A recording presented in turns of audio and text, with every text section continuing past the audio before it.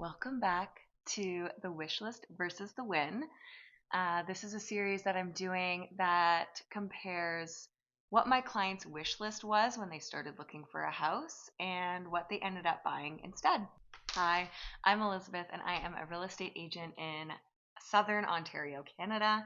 And my whole thing is trying to take the stress and the mystery out of the real estate transaction, and I hope to make it even maybe fun. So join me as I break down the whole transaction from start to finish. Okay, so the clients we are talking about today are an amazing family. It's a couple and their 3 kids, and they were looking for their first home. They had been renting up until this point and were ready to buy their first home. So this was very exciting for me. I love helping everybody, but I love helping people that have never done this before.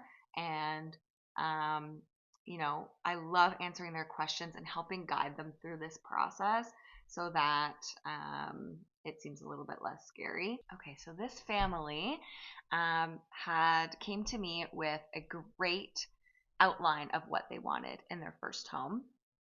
So first of all, they were open to a couple of different areas. They were moving for work, so it had to kind of be in a specific area, but they were open to Cambridge, Guelph, Orangeville, and Fergus and Elora. So that was a great area to be working with. And they obviously need enough space for their 3 kids, so they needed at least a 3-bedroom house, maybe a 4-bedroom house, or with the potential to create 4 bedrooms. And one of the big things that they wanted was character in a house. So what did they mean by character? Of course, I dove a little bit deeper into what they meant by what does character mean to you? Is it just not, the brand new cookie cutter kind of houses, or are you looking for maybe more of a century home? And it turns out that they said, yes, we want an older home that has a lot of character. We want it to be unique. And we want it to be special. And of course, they also needed the home to just work for their family. So this was a bit more intangible, but it was something that we obviously kept a lens on when we were looking at houses. Okay, so that's a pretty good list, right? Now their budget was under $750, max budget $750. So in episode 1, and if you haven't seen it, check it out. Episode 1, the wish list and the win were very similar. They wanted something and they ended up getting what they originally wanted. In this case, they did get what they wanted and they got something amazing. But it did look a little bit different than this original list, and I'll tell you why. So we started looking at some older century homes that were absolutely beautiful, but didn't work for their family. So I'm thinking of 2 homes in particular that we saw. The first one was in Orangeville, and it was a beautiful old home on one of the main streets in Orangeville. Had so much character. It was gorgeous. It was well maintained. It was excellent. The things that led them not to go forward with this house was, one, because it's older, much older, it was over 100 years old, the basement was basically a crawl space. And for them, that meant that there was really no area for the kids to play. And then it had 3 bedrooms, which was okay, but each bedroom was quite small. So with 3 bedrooms, that means 2 of their kids are sharing a room. The bedroom is small, it's not going to work. The other was a really interesting, cool, older home in Cambridge. It was extremely unique, and for somebody, it's the perfect house. But it was basically set up like a maze. It it was very closed concept, which is fine, but it was also humongous. It was huge. But the kitchen and different there were like multiple living rooms. Everything was closed off from each other. Each room was completely separate. Um, and quite far from each other, actually. Like, so the kitchen was really far from what would be the family room. And again, the basement was basically a crawl space. It was unfinished. You had to duck to get into it. Um, not anything that people are hanging out in. It was also on the side of like a mountain, like a cliff kind of. The driveway was really steep going up to it, and the yard was huge, but it dropped off on every side. It's also on the corner, so there was a road on both sides where the yard dropped off.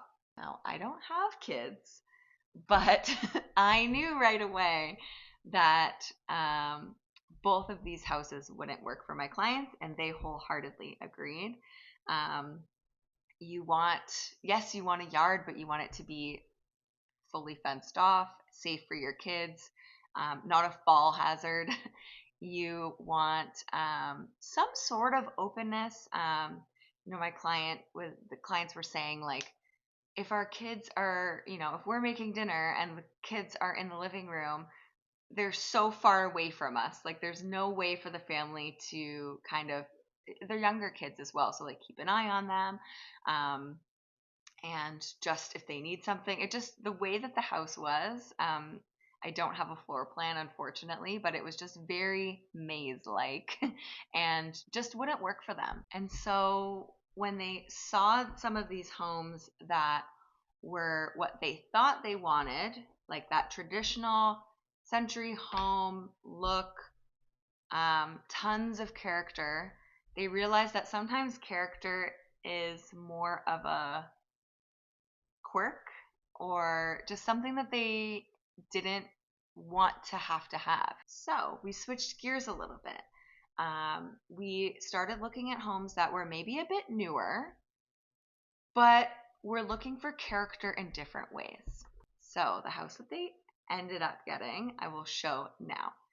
This is a home that is about 30 years old, so not brand new, but not that kind of old charm that they originally were looking for. It's a back split, and it has a lot of interesting details that give the home character while also meeting all of their needs and more. So, as you can see from the pictures, this is a 4-level back split. It's a really cool house. The pillars in the main living area are pretty unique. The kitchen has a skylight and raised ceiling, so it's very like vaulted ceiling. It feels very airy and big in there. And with the basement being only a few steps down from the kitchen and main living area, they have created 2 spaces for the family to hang out while still being somewhat together. So the 2 older kids can be in the basement watching TV, or the baby can be kind of in the main living area, or vice versa. Parents can be cooking dinner or can be sitting at the dining room table and have vision on all the kids while everyone kind of has their own space. So upstairs has 3 bedrooms. That means 2 of the kids are sharing, but the room sizes are big enough that it ends up working for them. And bonus, the kids got bunk beds, so I think everybody is happy. And because of the different living spaces, they have different play areas. They have room for their desks and everything outside of the rooms. So there are multiple places for the kids to hang out. Lowest level of this 4-level back split is unfinished right now, but it's a whole other area that they plan to finish in the coming years. Right now, their kids are young, but they have a lot of time to finish that 4th level and add a 4th bedroom. So when the kids get old enough and they want to have a 4th bedroom, they can easily do that. And I would be remiss if I did not mention the backyard. The backyard is huge. This house is a semi. It doesn't feel like that.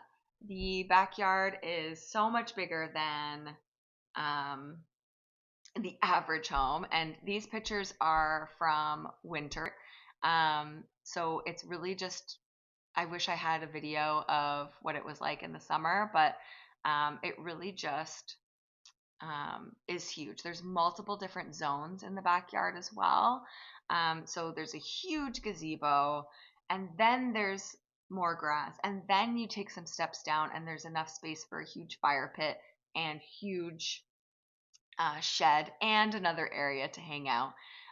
So there's just plenty of space for the kids to play, for the parents to be, to host barbecues and get togethers in the summer, and so much more. So while their wish list differed a little bit, they got, I think, everything that they wanted and more in a house that they only had to pay $715 for. So they were well under budget. They got everything that they needed, and they have so much time and space and room to make it their own. Make sure to check in with me next week when I talk about my next clients, two awesome sisters who were buying a house for themselves to retire in. I'm very excited to share that story because the house they bought is beautiful and cool and unique as well. So let me know in the meantime. Do you like this house? Do you think that my clients made the right choice? I think they did, but let me know. And I'll see you next time.